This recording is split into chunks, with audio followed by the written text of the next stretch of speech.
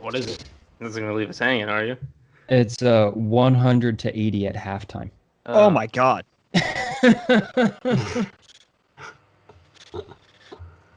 A team has 100 points at halftime. I mean, I'm a Wizards fan. That's pretty common for me.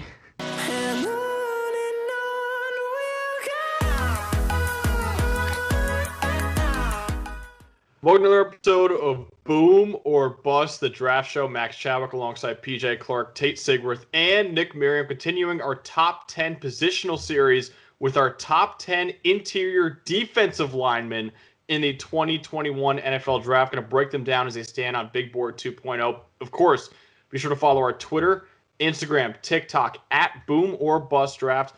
On YouTube, anywhere you get your podcast, please like and subscribe to the channel. Comment any questions you have for our mailbag as well. So let's jump right into the top 10 interior defensive linemen with number 10, Tate's guy, Tommy TOGIAI from Ohio State, number 120 on Big Board 2.0. Nick, what do you think about him?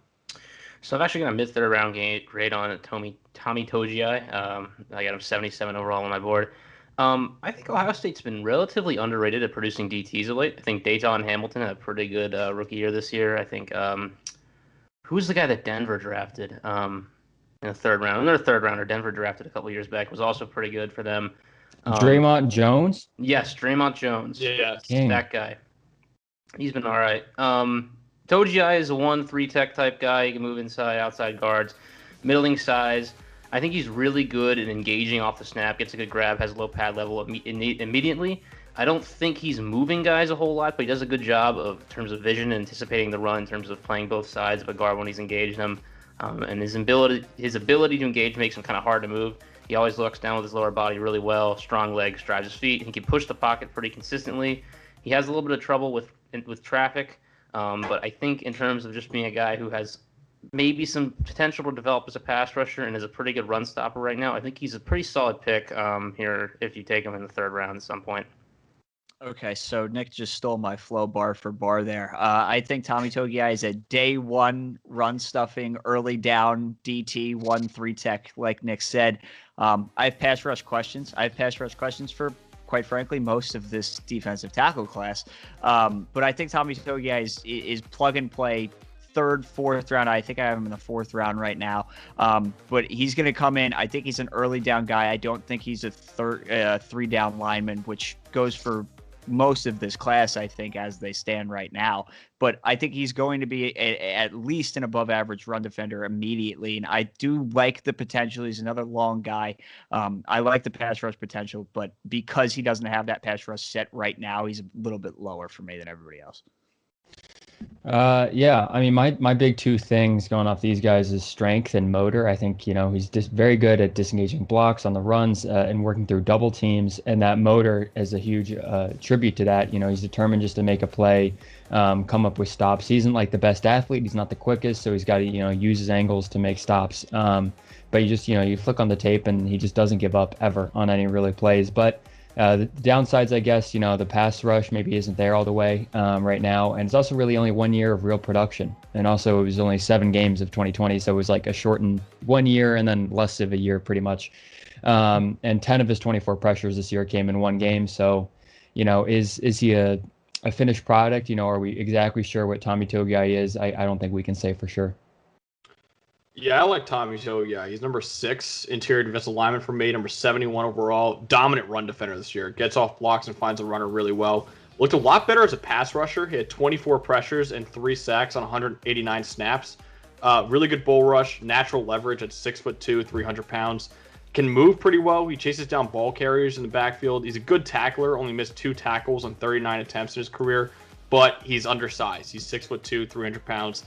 Doesn't have great length. Never really played a whole lot. This is really the first year was the most he played. Didn't even hit 300 snaps this year. Wasn't much of a pass rusher before this year. Only 5 pressures in his career before this year. He's a good 3 tech, though, who really put it together this year. Not the biggest, but he can be a good starter down the line. Still has a lot of room to grow, though. So number 9, Tyler SHELVIN from LSU, number 113 on Big Board 2.0. PJ, what do you got on him?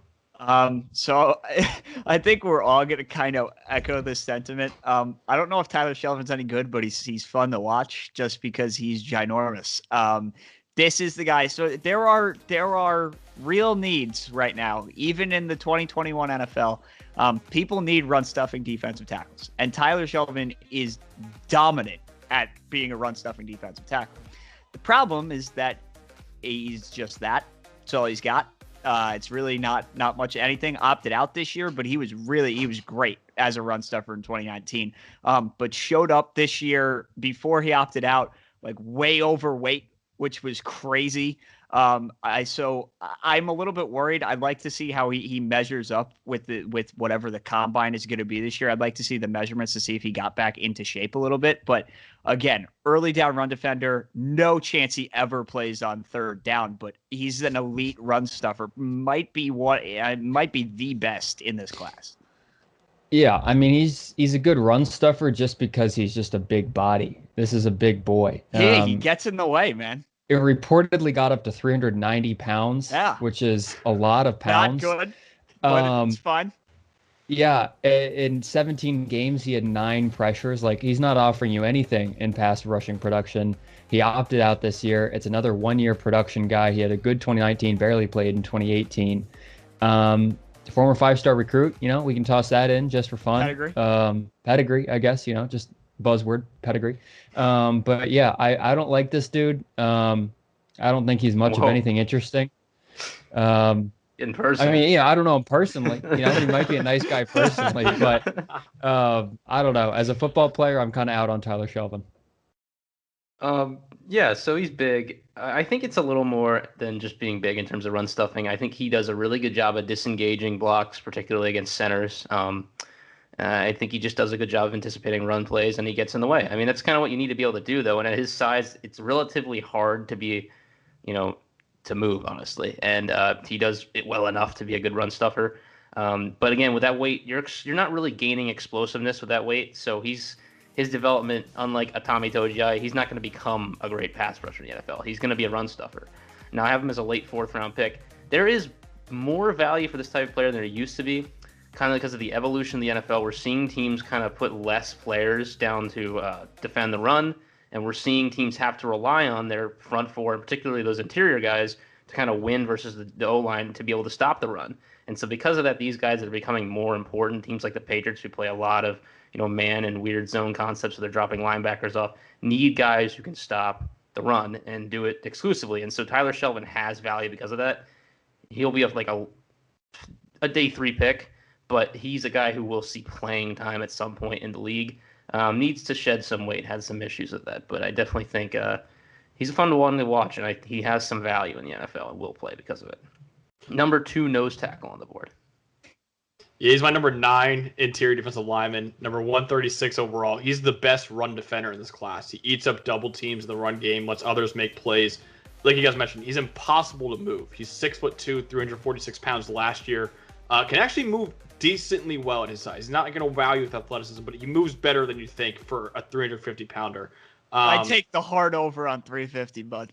Yeah, hard over. Last year, 350. I was just going to mention that the big issue, weight control. He played at 346 last year. Like Tate said, 390 at one point. He was at 375 according to Ed Orgeron before he opted out. So we don't know where he's at right now. But like you said, dominant run defender, non-existent pass rusher. Only 1 year as a starter too. He's your classic nose tackle. He'll stuff the run, but don't have him on the field on passing downs. You also have to worry about him staying at a reasonable weight too in the NFL.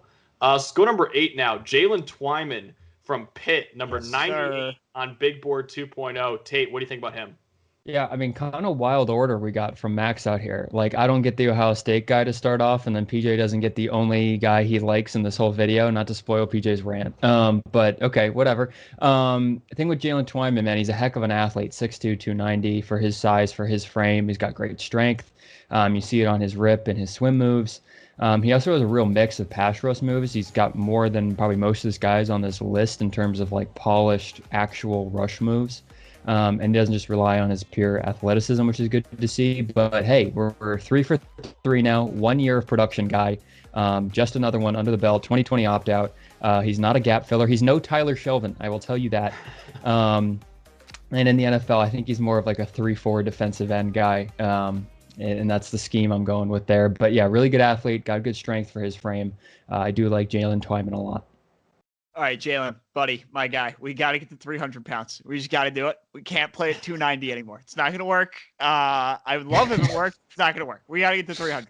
But if we hit 300, I have been bullish on Jaylen TWYMAN this whole time. So if you want to go all the way back to Big Board 1.0, he was one of, if not the highest guy I had on my list that was not on that board. I'm super high on him. I think I have him at IDL 4 right now. I think he's just a pass rusher. This is the guy is the anti-Tyler Shelvin. He's going to do much of nothing for the run. I think he's going to be all right, but it's not, you don't want him out there. That's not what you're plugging him in for. I think he's an exclusive interior pass rusher, but Tate said production, and yeah, he played with a great defensive line at Pitt, which we can't discredit, but he's explosive, even at the small weight. Just got to get up to 300 pounds, but he's got versatility in pass rush moves. He wins multiple ways, and he was able to beat guys. So if you just load him in as a gap shooter over guards, I think he'll be fine. Can we please get the 300 pounds, dude? Can we just hit that number, please? Yeah. These guys covered it great. He's another 1-3 tech guy, undersized, high production at school. Although I'm a little worried about it with the production. I think it's a similar thing with Greg Rousseau at Miami. Really a lot of, I don't want to say coverage sacks because PJ was upset when I said it earlier, but I think that the pocket got pushed by those two edge defenders. I don't know if he played, because Tate was talking about this earlier. I don't know if he played a whole lot with both of them, but because he did opt out this year, but he definitely took advantage of playing on a good D-line while at Pittsburgh, and it definitely helped. Yeah, run game rough. He is a good tackler, and he can beat guys to get into gaps where the run play is coming, but when he sets his feet to try and lean on guards to not get moved, he'll make the tackle, but kind of 4 yards back from where he wants to because he just gets moved by the guard he's trying to lean on. So, yeah, put on some weight. There's some pass rush upside there. For me, he's a 4th round guy right now. Bit of a project, but I mean, again, a lot of these guys are like this. They usually are good at one thing or the other, and they need to work on the other. Yeah, he's my number 10 interior defensive lineman. You got like a 4th round grade too on him. Number of pass rushing moves already. 10.5 sacks in 2019. Pretty flexible. He bends around guards. Played 730 snaps in 2019. Almost never came off the field for Pitt. But like you guys mentioned, he's very undersized, 6'2", 290. Not really athletic or great length to make up for it either. 10.5 sacks, like Nick said, seems like he was dominant, but he only had 36 pressures on 444 snaps. Only 1 year as a starter before opting out in 2020. Should be a 3 tech at the next level, but doesn't have the athleticism to really thrive there. Still, he's got a pretty good pass rushing toolbox already to step in and contribute at the next level. So number 7 now, ODIGHIZUWA from UCLA, right above Jaylen TWYMAN, number 97 on the big board. Nick, what do you think about him? So I hadn't watched a whole lot of Osa, and he definitely had some flashes of Senior Bowl. I know Max liked him a lot, so I came into it, completely just, unbiased today. And I really liked what I saw from Osa ODIGHIZUWA. I think I'm going to join Max on this train. I got a late 2nd round grade on him. This guy's an athlete. He could play anywhere, I think, from one tag just outside of centers to I think he could play edge rusher. And I think he can win anywhere. He's long.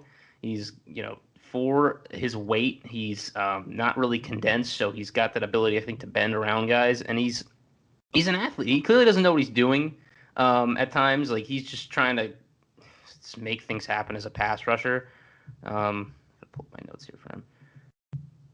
He blows by guys so quickly at times. It's like when he wins, it's like the guards just didn't have a chance, So if you can somehow find a way in the NFL to get 3 or 4 of those plays every game out of this guy, he is going to be a huge value for whatever team takes this guy. Probably late day 2, I expect, is when he gets picked.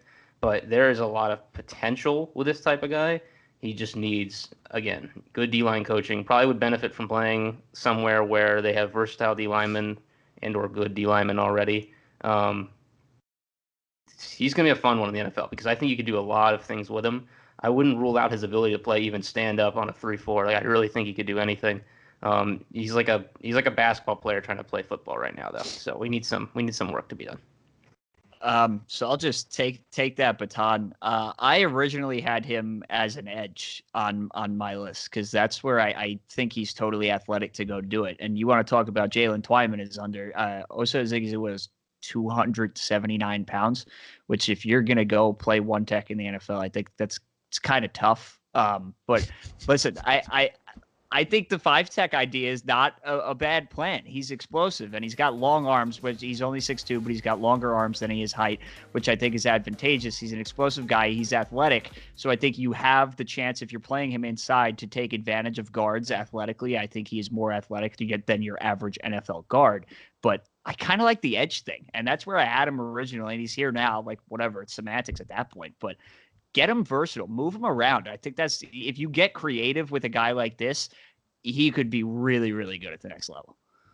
Yeah, I definitely agree with what PJ just said about there. Move him around, use him stand-up rushing, use him as a 5 tech. He's an excellent athlete. He's got these crazy long arms. He has a 7-foot wingspan, even though he's 6'2". Like, that's nuts. He also reportedly has this huge vertical. He squats and benches a ton. Explosive athlete. He's got these really active hands. That's one thing I noticed when watching on tape. He's just always working his hands, keeping the offensive line guessing on his pass rushes. But 279 pounds, man. If you're going to stick him interior, I don't think it's going to work. Sometimes he gets swallowed up on double teams, on runs. He might just be limited to passing downs early in his career. And I don't have the exact age because, again, one thing I've noticed when building my draft guides is Google doesn't know how old these college guys are. He's been in college since 2016. Senior. Yeah. Redshirt senior. He's got to be old. I can't tell you. I don't have a number for you. Okay. So these things matter, but yeah, explosive. Don't use him in the interior. Use him as a 5 tech. Use him as a stand-up rushing around the edge. I also had him an edge guy too.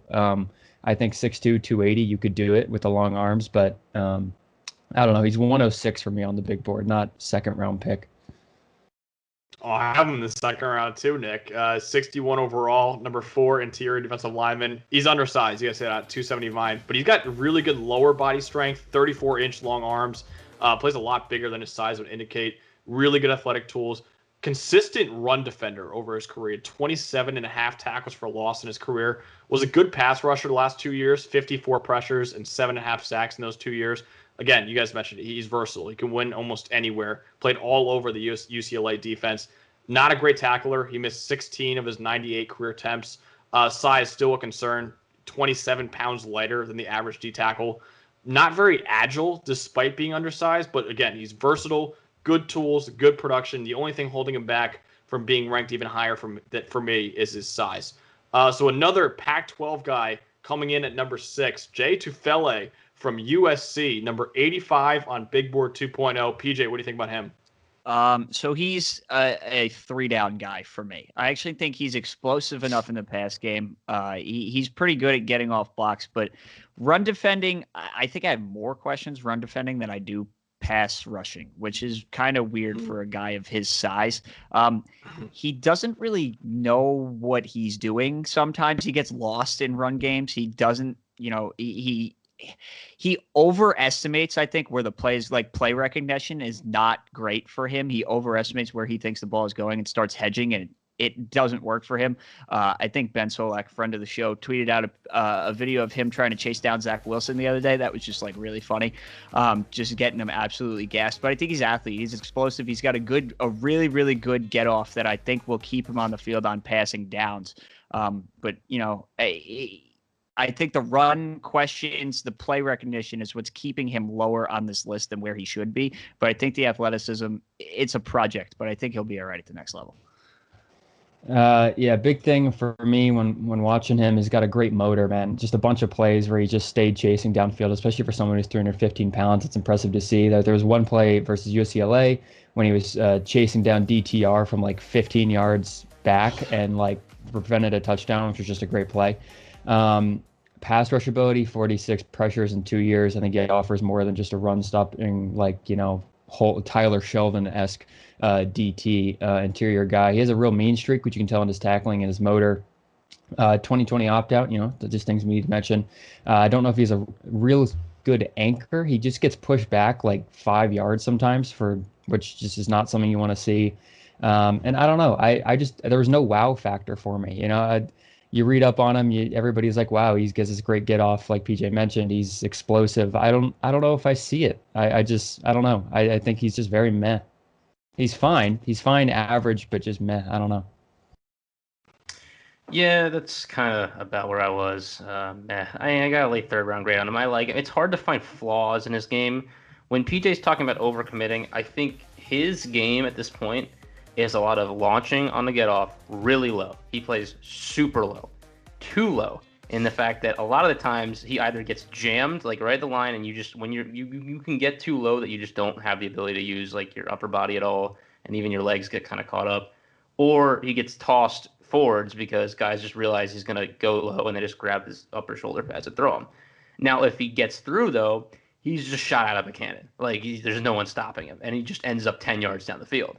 So my takeaway is I don't really know that he knows what he's doing yet. And he needs, like a lot of these guys, to learn some pass rush moves, learn to use his arms a little more, be more comfortable playing head up on guys, engaging blocks. Clearly, there's some potential there. He has great motor. Tate said that earlier. I love the effort plays, and that will almost certainly get him drafted because NFL people love that somewhat early. But a little bit of work to be done. And also, Nick, he played rugby in high school. That's huge. That he just moved up my board. I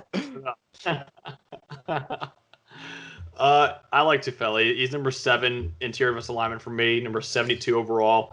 You guys mentioned it. Great athlete, good size, 6'3", 305. Really good quicks for the position. Really good get off. He had a sack against Penei Sewell in 2019. Not many people can say that. He got under him and found Herbert.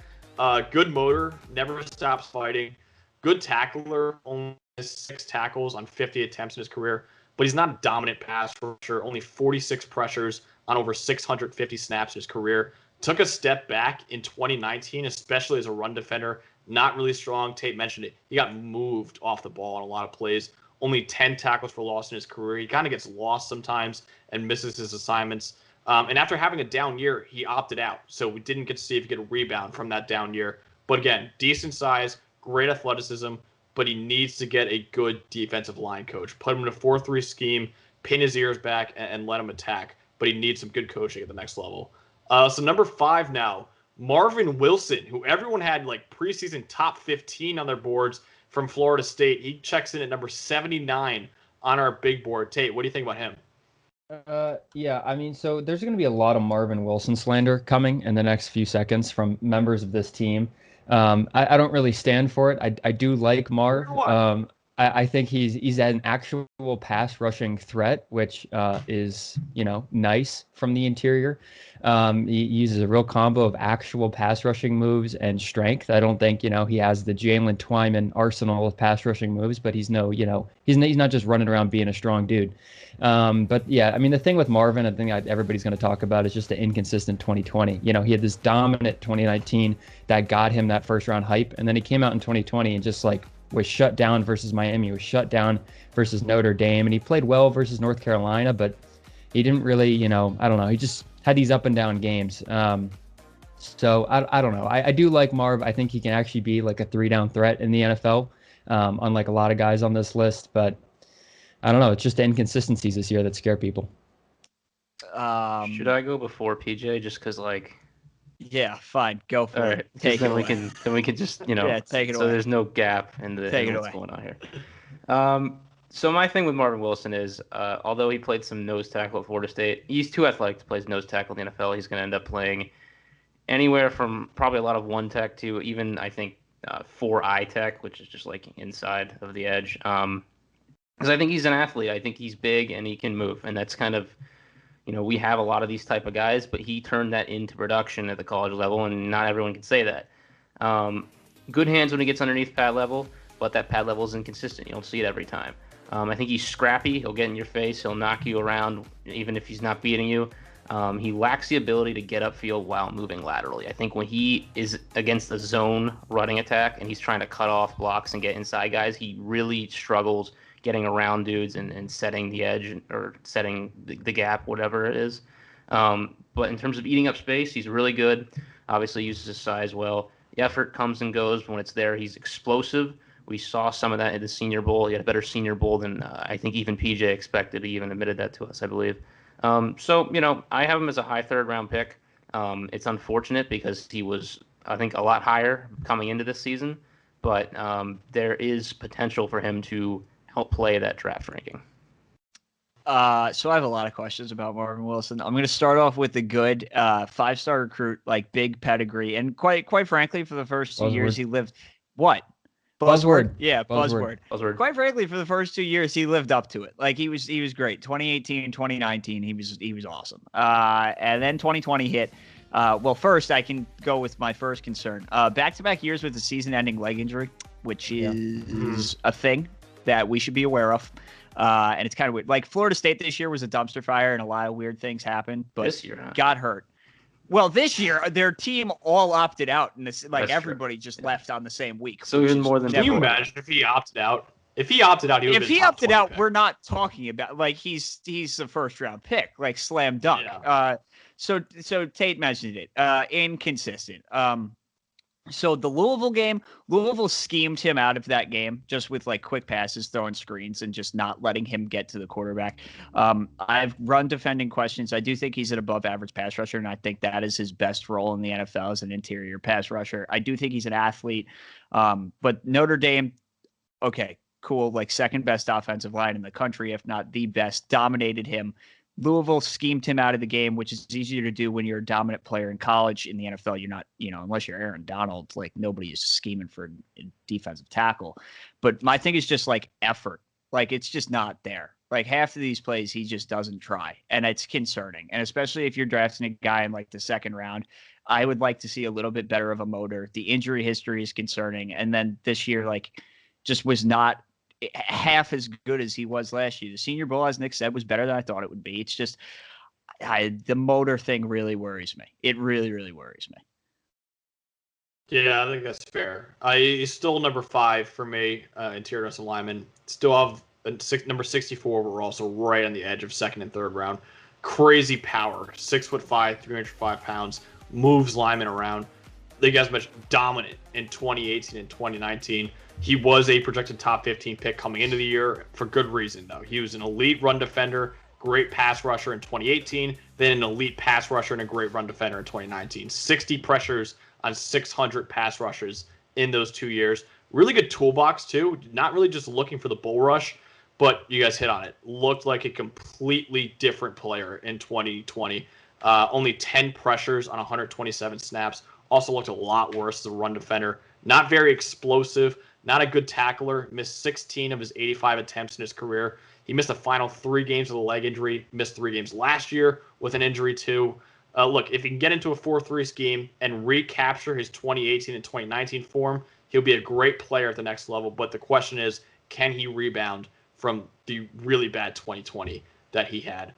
So number 4 now, a guy that kind of came out of nowhere this year, Daviyon Nixon, who Pick and Spread's one of our big fans, has him number 1, so he's probably disappointed to see him here. From Iowa.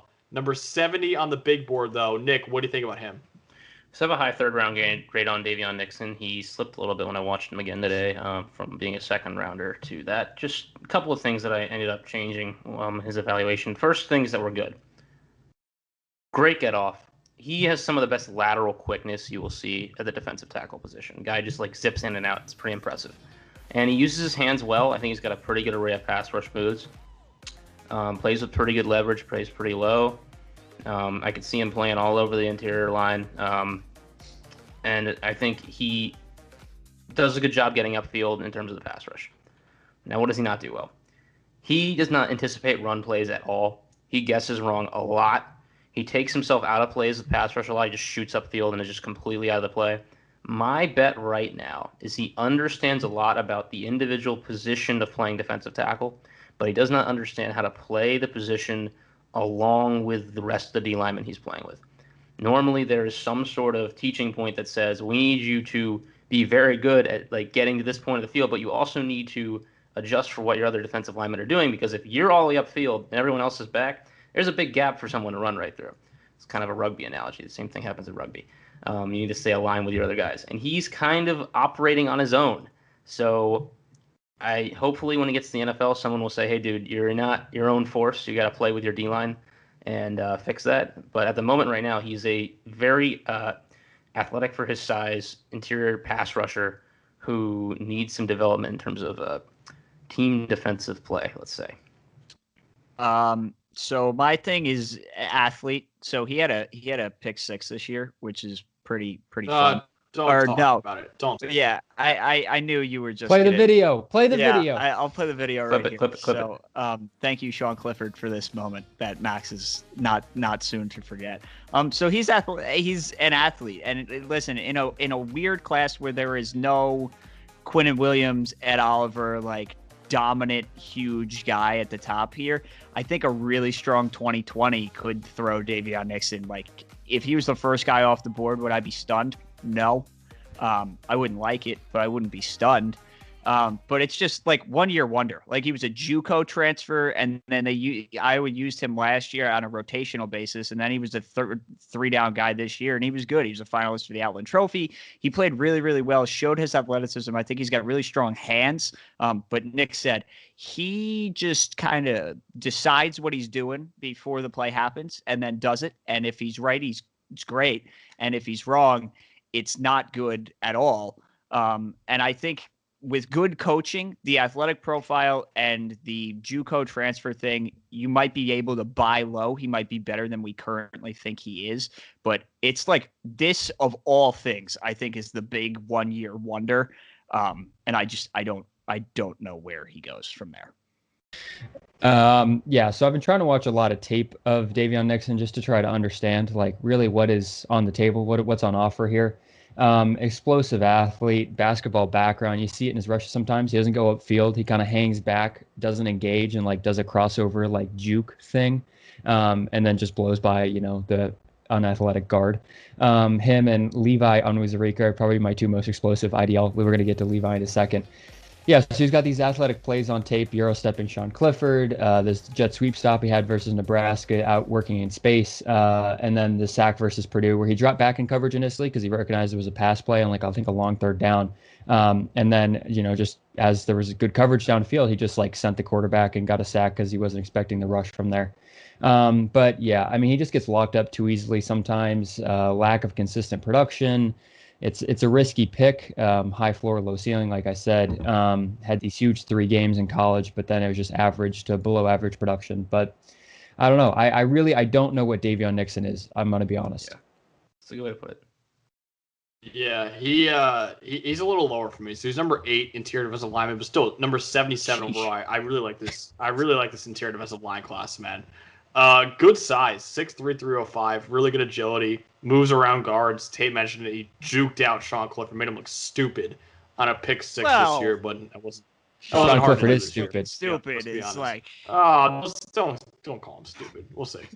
Violent hands, man. Good tackler. Only 8 missed tackles on 55 attempts.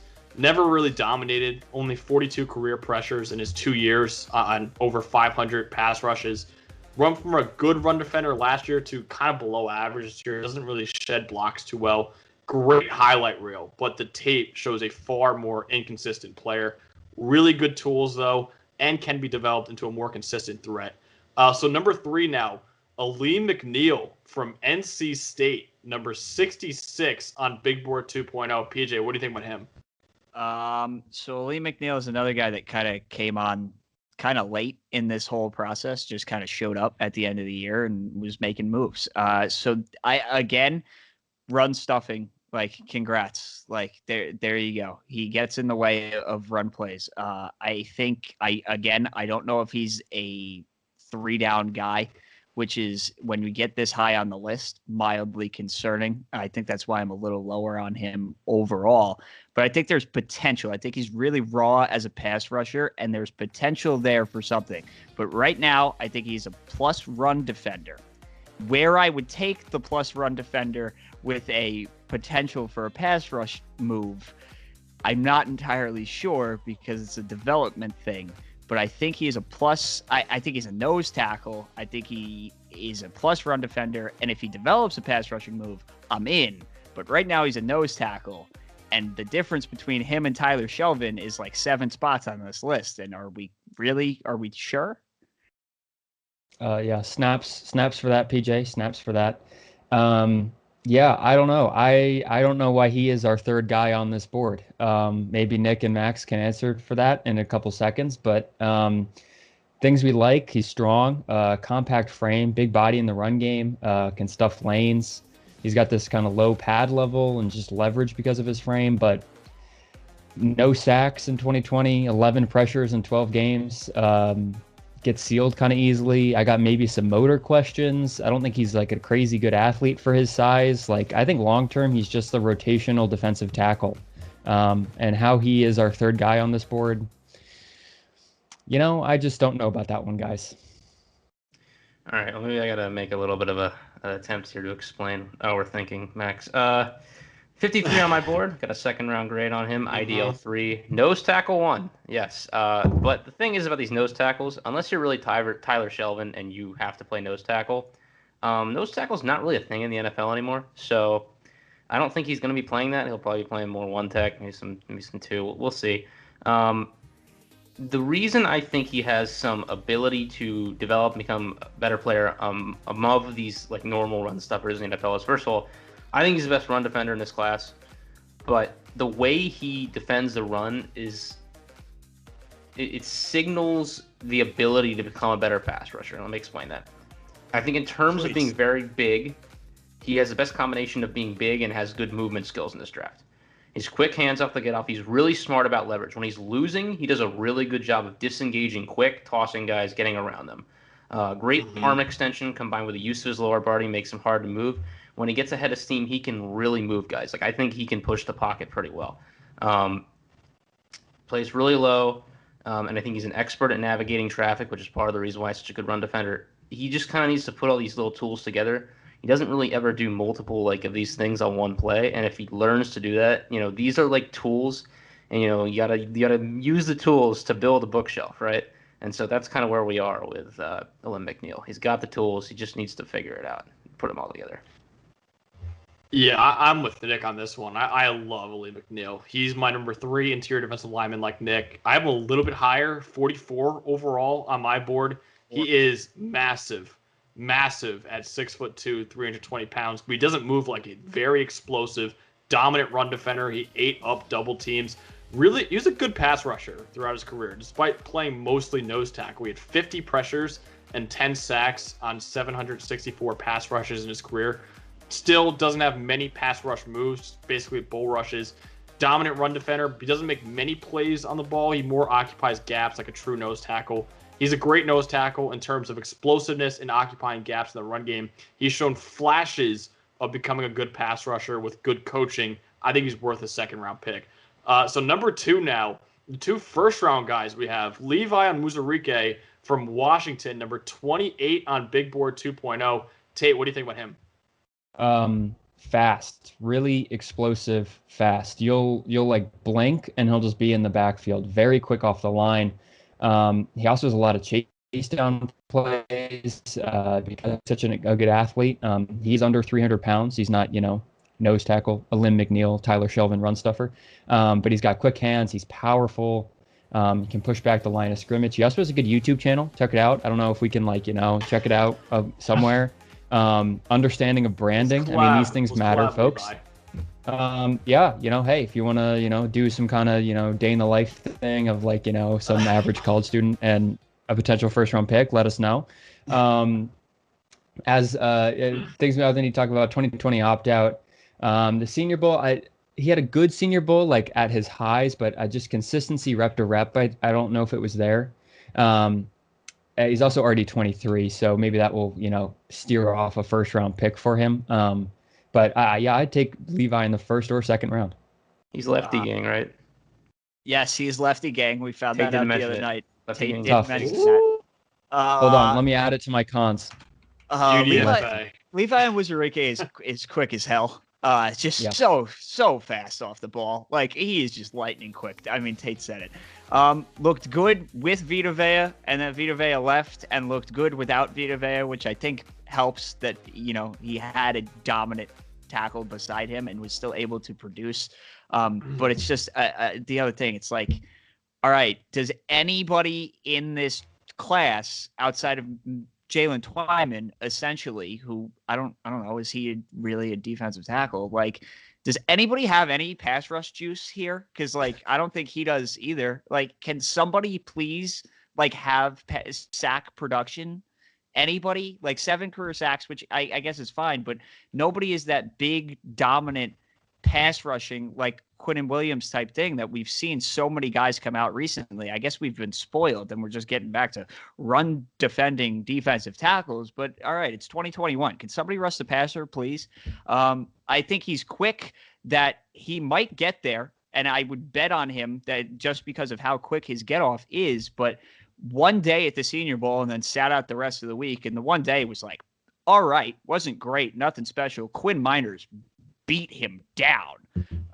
But I like how quick he is. I think he's an early day 2 pick. I think I have him like 35 overall right now. But again, somebody please rush the passer. Early day 2 pick, indeed. That's where we have him. ALIM MCNEILL, but better at moving, better athlete, and better at pushing the pocket. This guy, when he gets under the pad level of yards, he'll do it on consecutive plays, and he'll just, between that speed and the power, he'll just drive guys in the backfield. I don't know that he knows how to get around them yet, but he'll shove you around. And that's something to work with, right? Again, he's got those tools. He tries to use his arms. Don't know if he knows what he's doing with them yet. He tries. Needs to learn some pass rush moves. I thought he had an all right Senior Bowl. I thought he showed what he needed to show. Production is a concern, but I mean, look, in terms of D-line, it's athleticism is correlated to success in the NFL, and this is the most athletic interior defensive lineman on this board, and so he will go high because of that. Yeah, I like Levi a lot. He's number 2 for me, interior defensive lineman, number 21 overall. Crazy explosive. He's unreal agility, gets in the backfield in a hurry. He actually chased down some running backs too, which is crazy. Great run defender throughout his career. Second best pass rushing defensive tackle, I think, in this class. 57 pressures on 466 snaps in the last 2 years.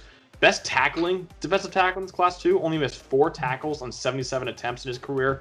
Undersized, 293 pounds. He probably could add 5 to 10 pounds. Needs to add some counter moves in pass rushing too. He opted out this year after only 1 year as a starter. Never really dominated as a starter at Washington, but he has unreal tools and has shown he has a high enough ceiling to, I think, warrant a first-round pick. So number 1 now, Christian Barmore from Alabama, number 17 on the big board. Nick, what do you think about him?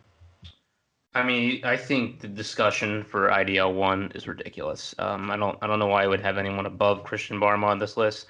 I think he's got the ideal size. I think he's another Alabama interior guy. I think he's got a combination of Deron Payne and Jonathan Allen. I think this guy is going to come in. He might not be an all-pro immediately, but he has that potential. And I think his floor is really high. Like, I just don't think that there's any way this guy won't be somewhat productive for you on a defensive line, even if you have, minimal talent there. I don't think he's a fantastic athlete, but he moves really smoothly. He's got great body control. I think he will run a pretty good 40 time for his size, though. Plays with some of the lowest pad level you'll see at interior defensive line. Leverage and power not always used because he isn't engaged too often, because he honestly finds ways to hit gaps and just avoid guys. He's a great understanding of spacing, reading those gaps again. That's how he gets around dudes.